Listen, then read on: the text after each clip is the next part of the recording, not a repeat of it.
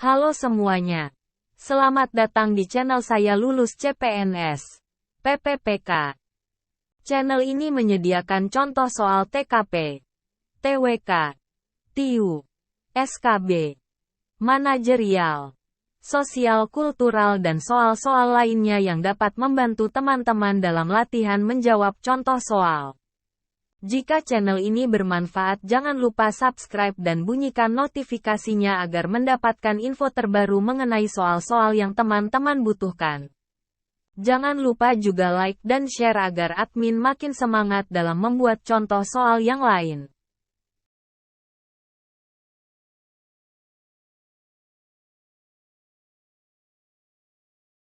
Sebuah sekolah mengadopsi platform pembelajaran online untuk siswa mereka.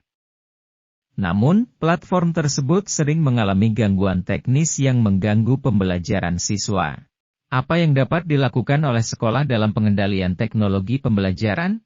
A. Menghentikan penggunaan platform dan mencari alternatif lain. B. Menerapkan metode Agile untuk memperbaiki platform secara terus-menerus. C. Mengatur jadwal pelatihan penggunaan platform untuk siswa. D. Membuat standar akademik yang lebih rendah agar platform mudah digunakan.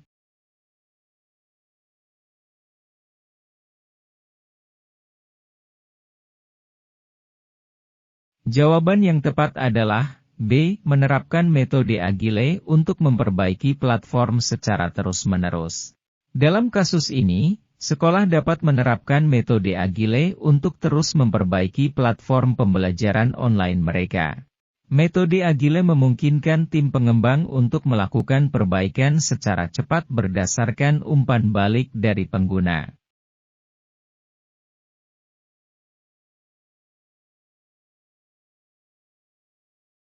Sebuah perguruan tinggi ingin memperkenalkan teknologi virtual reality, VR, dalam pembelajaran. Namun, beberapa dosen mengkhawatirkan biaya yang tinggi untuk mengembangkan konten VR. Apa yang dapat dilakukan oleh perguruan tinggi dalam pengendalian teknologi pembelajaran? A. Menghapus rencana untuk memperkenalkan teknologi VR. B. Menerapkan metode penilaian risiko untuk mengidentifikasi risiko dan manfaat penggunaan teknologi VR. C. Menambah biaya kuliah untuk menutup biaya pengembangan konten VR. D. Mencari sponsor untuk mendukung pengembangan konten VR.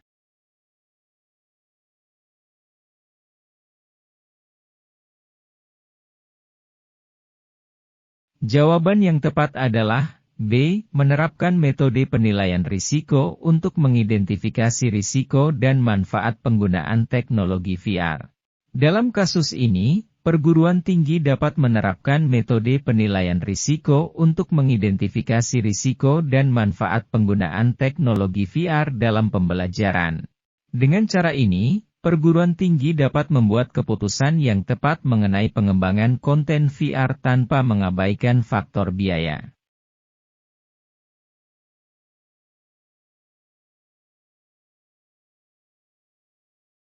Sebuah perusahaan edtech ingin memperkenalkan aplikasi pembelajaran mobile baru untuk siswa.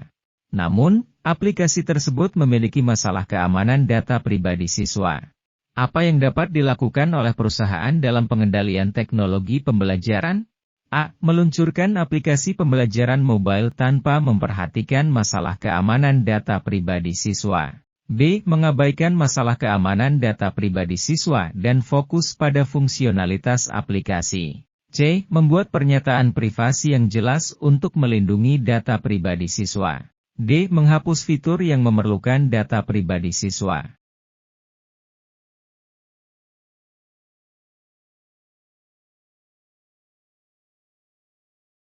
Jawaban yang tepat adalah C. Membuat pernyataan privasi yang jelas untuk melindungi data pribadi siswa. Dalam kasus ini, perusahaan dapat membuat pernyataan privasi yang jelas untuk melindungi data pribadi siswa.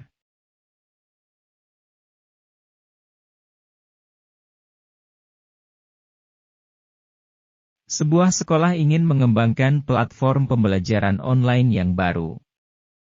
Tim pengembang memilih metode waterfall untuk pengembangan platform tersebut. Apa yang dapat menjadi kelemahan dari penggunaan metode waterfall dalam pengembangan teknologi pembelajaran? A. Kurangnya perencanaan awal dalam pengembangan. B. Terlalu banyak perubahan yang dibuat selama pengembangan. C. Terlalu banyak waktu dan biaya yang diperlukan untuk mengembangkan produk akhir. D. Tidak ada risiko yang dapat diidentifikasi dalam pengembangan.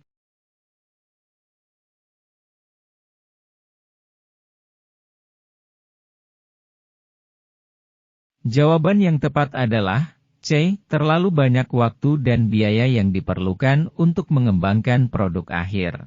Metode waterfall dapat memakan banyak waktu dan biaya untuk mengembangkan produk akhir. Kelemahan lain dari metode waterfall adalah bahwa kurangnya fleksibilitas dalam proses pengembangan, yang dapat membuat sulit untuk melakukan perubahan signifikan pada produk yang sedang dikembangkan.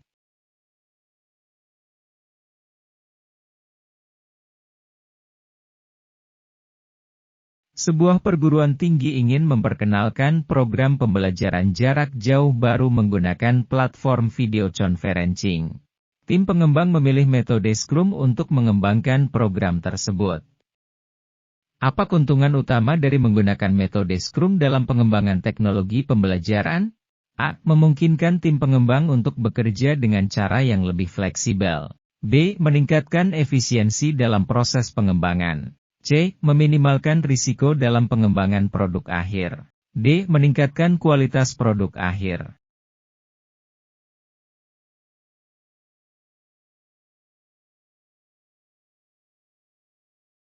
Jawaban yang tepat adalah A. Memungkinkan tim pengembang untuk bekerja dengan cara yang lebih fleksibel. Metode Scrum memungkinkan tim pengembang untuk bekerja dengan cara yang lebih fleksibel, dengan fokus pada kolaborasi dan umpan balik terus-menerus. Hal ini memungkinkan pengembang untuk melakukan perbaikan dan perubahan sesuai dengan kebutuhan pengguna.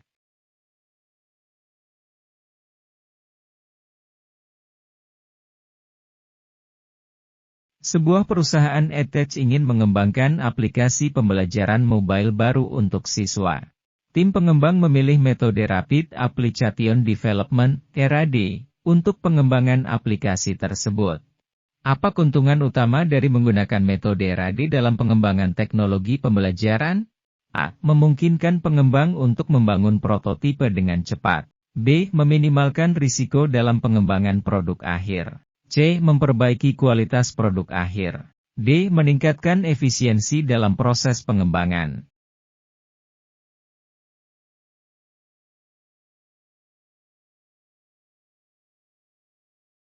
Jawaban yang tepat adalah A. Memungkinkan pengembang untuk membangun prototipe dengan cepat.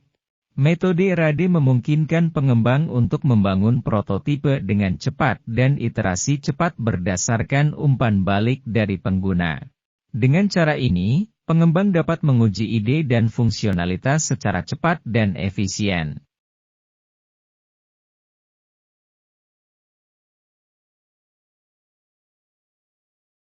Seorang guru ingin mengembangkan sebuah aplikasi pembelajaran yang dapat membantu siswa dalam memahami materi pelajaran secara interaktif.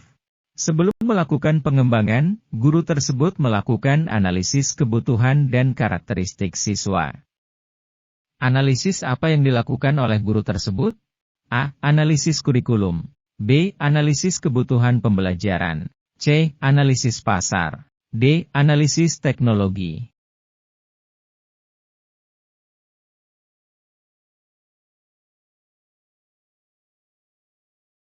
Jawaban yang benar adalah B. Analisis kebutuhan pembelajaran. Dalam pengembangan teknologi pembelajaran, analisis kebutuhan pembelajaran sangat penting untuk dilakukan. Dengan melakukan analisis kebutuhan, dapat diketahui apa saja yang dibutuhkan oleh siswa dan bagaimana cara mengembangkan teknologi pembelajaran yang sesuai dengan kebutuhan mereka.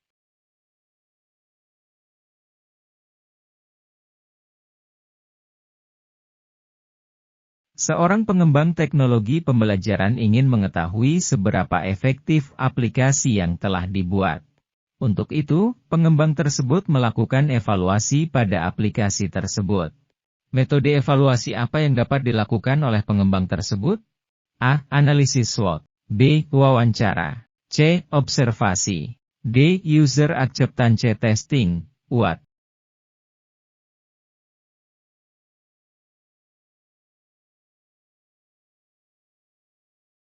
Jawaban yang benar adalah D. User Acceptance Testing, UAT.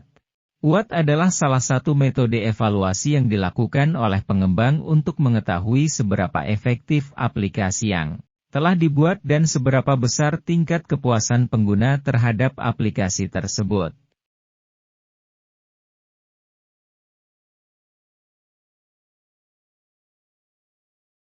Seorang pengembang teknologi pembelajaran ingin mengetahui seberapa baik kinerja aplikasi yang telah dibuat.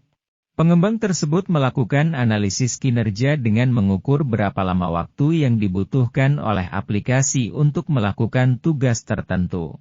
Analisis kinerja apa yang dilakukan oleh pengembang tersebut? A. Analisis usability. B. Analisis performance. C. Analisis compatibility. D. Analisis security.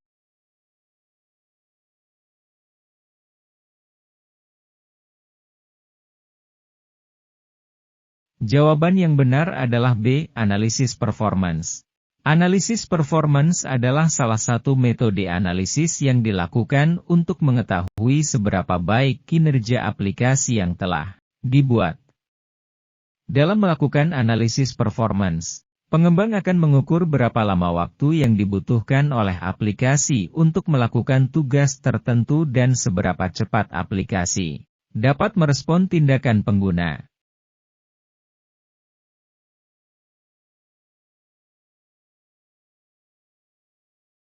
Seorang guru ingin mengevaluasi efektivitas aplikasi pembelajaran yang telah digunakan oleh siswanya. Salah satu metode evaluasi yang dapat dilakukan oleh guru tersebut adalah dengan menggunakan kuesioner. Apa yang dapat diketahui dari penggunaan kuesioner dalam evaluasi teknologi pembelajaran? A. Seberapa efektif aplikasi pembelajaran tersebut?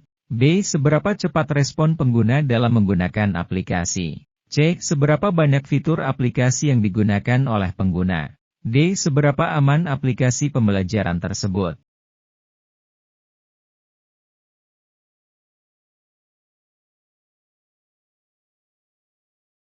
Jawaban yang benar adalah A. Seberapa efektif aplikasi pembelajaran tersebut?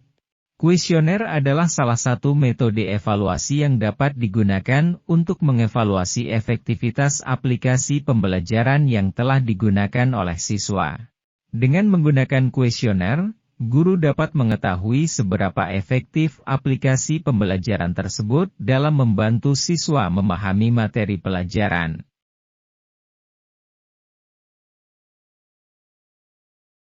Demikian contoh soal dan pembahasan SKB Pengembang Teknologi Pembelajaran Part 7.